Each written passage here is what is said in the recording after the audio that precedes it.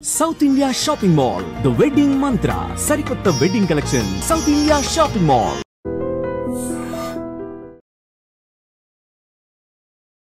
Hello Santosh గారు. నమస్తే అండి. నమస్తే. సో ఎంసెట్ రిజల్ట్స్ వచ్చేసాయి. So next counselling process MPC and BiPC స్టూడెంట్స్కి. సో కౌన్సిలింగ్ ప్రాసెస్ ఎలా ఉంటుంది, ఎలా చూస్ చేసుకోవాలి చెప్పగలుగుతారా? సో ఇప్పుడు ఎంపీసీ స్టూడెంట్స్కి మన కౌన్సిలింగ్ ప్రాసెస్ అనేది ఈ మంత్లో మనం ఎక్స్పెక్ట్ చేస్తున్నాము. సో వాళ్ళకి సింపుల్ స్టెప్స్ అనేవి ఉంటాయి. సో ఫస్ట్ స్టెప్ ఏంటంటే వాళ్ళకి కౌన్సిలింగ్ నోటిఫికేషన్ వచ్చాక వాళ్ళకు పర్టికులర్ డేట్ ఇస్తారు, అంటే ఈ డేట్ నాడు కౌన్సిలింగ్ స్టార్ట్ అవుతుందని. సో ఫస్ట్ స్టెప్ ఏంటంటే వాళ్ళ వెబ్సైట్కి వెళ్ళి టీజీ ఎప్సెట్ వెబ్సైట్ ఉంటుంది, ఒఫిషియల్ వెబ్సైట్ tgepset.nic.in అనే వెబ్సైట్ ఉంటుంది. దాంట్లో లాగిన్ అయ్యి వాళ్ళు ఫస్ట్ రిజిస్ట్రేషన్ అనేది చేసుకోవాలి. కౌన్సిలింగ్ ప్రాసెస్కి రిజిస్ట్రేషన్ అనేది ఇంపార్టెంట్. అది చేసుకున్నాక కౌన్సిలింగ్ ఫీ అనేది ఉంటుంది. So different type of category స్టూడెంట్స్కి డిఫరెంట్ ఫీజ్ ఉంటుంది. అది వాళ్ళు చెప్తారు, ఎవ్రీ ఇయర్ పెంచుతారు. అరౌండ్ 1000 రూపీస్ 1200 రూపీస్ ఉంటుంది ఆ ఫీ అనేది పే చేయాలి. ఆ కౌన్సిలింగ్ ఫీ పే చేశాక సెకండ్ స్టెప్కి వెళ్ళాలి. అదేంటంటే సర్టిఫికేట్ వెరిఫికేషన్కి స్లాట్ బుక్ చేసుకోవాలి. ఎంపీసీ స్టూడెంట్స్కి ఏంటంటే సర్టిఫికేట్స్ అనేది ఫిజికల్ వెరిఫికేషన్ అవుతుంది. అంటే ఏంటంటే వాళ్ళు ఆ సెంటర్స్కి వెళ్ళి వాళ్ళ సర్టిఫికేట్స్ అన్ని సబ్మిట్ చేస్తే వాళ్ళంతా వెరిఫై చేసి ఒక స్లిప్ ఇస్తారు అనమాట. సో దానికి స్లాట్ బుకింగ్ ఉంటుంది. ఇప్పుడు వాళ్ళు ప్రాసెస్ ఈజీ చేయడానికి ఏంటంటే ఎవ్రీ డిస్ట్రిక్ట్లో కొన్ని హెల్ప్ లైన్ సెంటర్స్ అనేవి పెట్టారు. సో స్టూడెంట్ సపోజ్ తెలంగాణ నుంచి హైదరాబాద్ నుంచి అనుకోండి, హైదరాబాద్లో వాళ్ళ ఇంటి పక్కన ఉన్న help line centre, nearest help line సెంటర్లో వాళ్ళు స్లాట్ బుక్ చేసుకోవచ్చు. ఇది కూడా ఎలా పిలుస్తారు, ర్యాంక్ వైజ్ పిలుస్తారు. 1 to 5,000 ఈ పర్టికులర్ డేస్లో బుక్ చేసుకోవచ్చు, 5 to 10,000 ఈ పర్టికులర్ డేస్, అలా ర్యాంక్ వైజ్. సో వాళ్ళ స్లాట్ బుక్ చేసుకుని సర్టిఫికేట్స్ అన్ని వెరిఫై చేసుకోవాలి.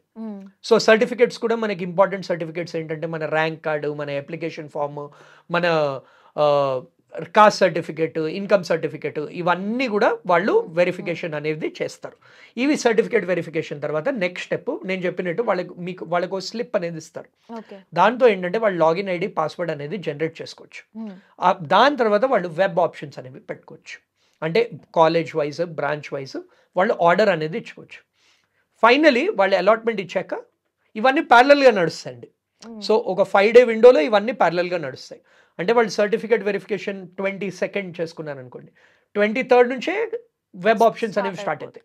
సో 23rd కొందరు పెట్టుకుంటారు, 23rd వెబ్ ఆప్షన్స్ అనేవి స్టార్ట్ అవుతాయి. 2-3 day విండో అన్నింటికి ఇస్తారు. ఫైనలీ వాళ్ళు ఆప్షన్స్ అన్ని పెట్టుకుని సేవ్ చేసుకున్నాక options will automatically get frozen. అంటే వాళ్ళ పని అయిపోయింది, స్టూడెంట్స్ పని అయిపోయింది. దాని తర్వాత ర్యాంక్ వైజ్ బ్యాక్ ఎండ్ ఆ సిస్టమ్ అనేది అలొకేట్ చేస్తుంది. Top ranker will get the top priority, least ranker will get the least priority. So seats దీంట్లో ఏంటంటే ఇంకోటి రిజర్వేషన్ వైజ్ కూడా సీట్స్ అనేవి స్ప్లిట్ అవుతాయి. 100 సీట్స్ ఉన్నాయి అనుకోండి, 80 seats for general category, 10 for BC, 5 for SC, 2 for physically handicapped, ఇలా divide అవుతాయి.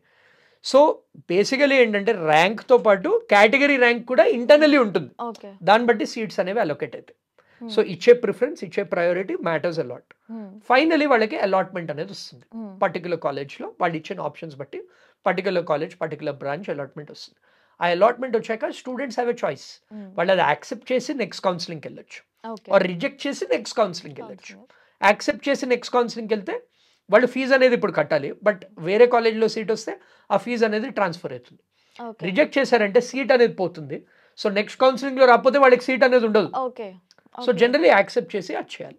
ఇలా 2 rounds ఆఫ్ కౌన్సిలింగ్ అవుతుంది, ప్లస్ స్పాట్ అడ్మిషన్ అని ఉంటుంది. So this is the process for MPC students. What about BiPC? బైపీసీకి process is a little complicated. ఎందుకంటే paramedical counselling separate జరుగుతుంది, అది పారామెడికల్ బోర్డ్ కండక్ట్ చేస్తుంది. బీఎస్సీ అగ్రికల్చర్, వెటర్నరీ సైన్స్, దీనికి separate counselling నడుస్తుంది, అది ప్రొఫెసర్ జయశంకర్ యూనివర్సిటీ వాళ్ళు కండక్ట్ చేస్తారు. థర్డ్ ఏంటంటే biotechnology, biomedical, B pharmacy, pharm D లాంటి కోర్సెస్కి సపరేట్ కౌన్సిలింగ్. ఈ కౌన్సిలింగ్ ఏంటంటే ఈ టీజీ ఎప్సెట్ వాళ్ళే కండక్ట్ చేస్తారు, బట్ ఎంపీసీ కౌన్సిలింగ్ అయ్యాక ఈ కౌన్సిలింగ్ అనేది స్టార్ట్ అవుతుంది. ఈ కౌన్సిలింగ్ నేను ఇప్పుడు చెప్పిన ప్రాసెస్, థర్డ్ది ఇప్పుడు చెప్పిన ప్రాసెస్ది సిమిలర్. ఇప్పుడు మన BSc agriculture, horticulture professor Jayashankar university వాళ్ళు కండక్ట్ చేస్తుంది. ఆ ప్రాసెస్ అనేది డిఫరెంట్. వాళ్ళు ఏంటంటే కౌన్సిలింగ్ అనేది ఇక్కడ మనం వెబ్ ఆప్షన్స్ ఇచ్చుకోవాలి కదా, అక్కడ ఏంటంటే డైరెక్ట్ వాళ్ళు వెళ్ళాలి. సో జయశంకర్ యూనివర్సిటీకే పిలుస్తారు, అక్కడ డైరెక్ట్ వెళ్ళి ర్యాంక్ వైజ్ పిలుస్తారు. ఆ ర్యాంక్ వైజ్ రిజిస్ట్రేషన్ చేసుకున్నాక ర్యాంక్ వైజ్ పిలిచి అక్కడే వాళ్ళే అలాట్మెంట్ అనేది ఇచ్చేస్తారు. పారామెడికల్ది ఏంటంటే డిఫరెంట్ టైప్ ఆఫ్ కౌన్సిలింగ్ ఉంటుంది. ఇప్పుడు ఫర్ ఎగ్జాంపుల్ నిమ్స్ ఉంది. నిమ్స్ వాళ్ళు వాళ్ళ బీఎస్సీ నర్సింగ్ కోసము, ఫిజియోథెరపీ కోసము, ఇలాంటి కోర్సెస్కి వాళ్ళు సపరేట్ కౌన్సిలింగ్ కండక్ట్ చేసుకుంటారు. కొన్ని కోర్సెస్ ఉంటాయి, వాళ్ళు ఏంటంటే ఓన్లీ ఇంటర్మీడియట్స్ కోర్స్ బట్టి పారామెడికల్ కౌన్సిలింగ్ అనేది ఇస్తారు. ఫిజియోథెరపీ అనేది ఇంకోటి త్రూ నీట్ కూడా ఉంది. సో ఇలా బైపీసీ స్టూడెంట్స్ ఈ డిఫరెంట్వి ట్రాక్ చేస్తూ ఉండాలి. So this is the counselling process. But అన్నింటిలో ఏంటంటే సర్టిఫికేట్స్ అనేవి ఇంపార్టెంట్, వాళ్ళు ఇచ్చే ఆప్షన్స్ అనేవి important. Last year cut offs బట్టి వాళ్ళు ఆప్షన్ అనేది చూస్ చేసుకోవాలి. సో ఇది కానీ బైపీసీ వాళ్ళకి కొంచెం ఏమంటారు టఫ్ ఉంటుంది అనుకుంటా.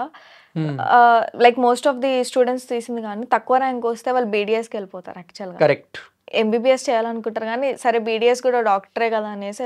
సో వాళ్ళు ఎలా చూస్ చేసుకోవాలి అప్పుడు?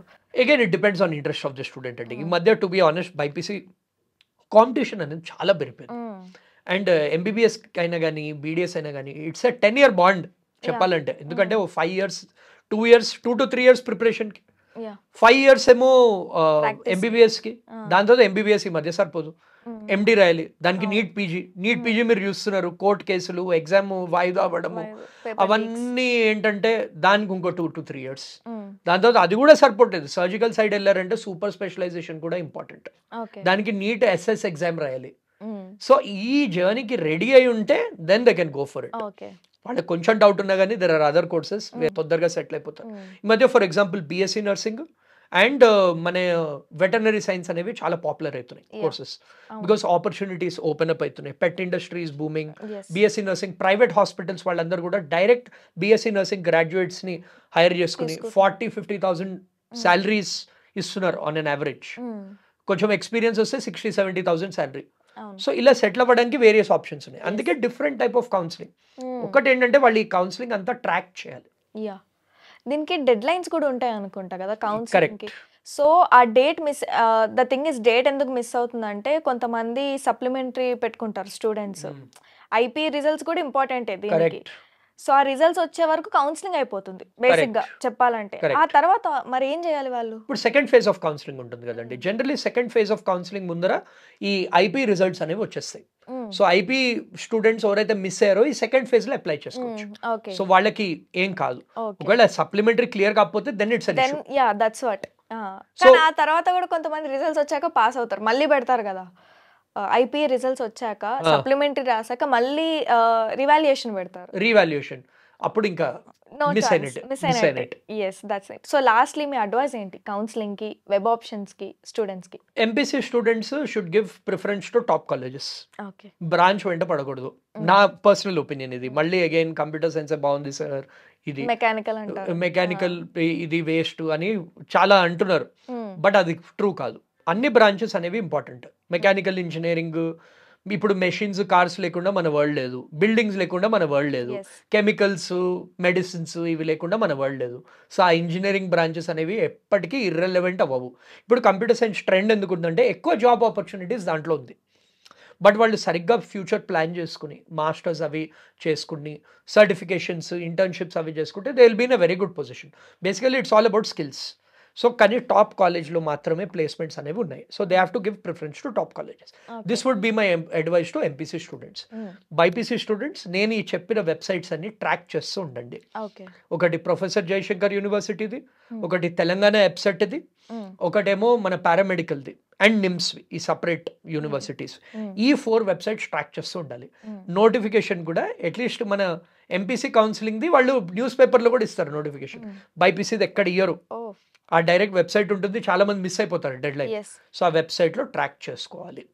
సో ఈ 4 things చేస్తే, ఈ 4 things సైమల్టేనియస్లీ ట్రాక్ చేసుకుని వాళ్ళు కూడా if they are ready for a 10-year journey, 5-year journey అని చూసుకుని చేస్తే they will be in a good position. Thank you అండి. Thank you so much for having me.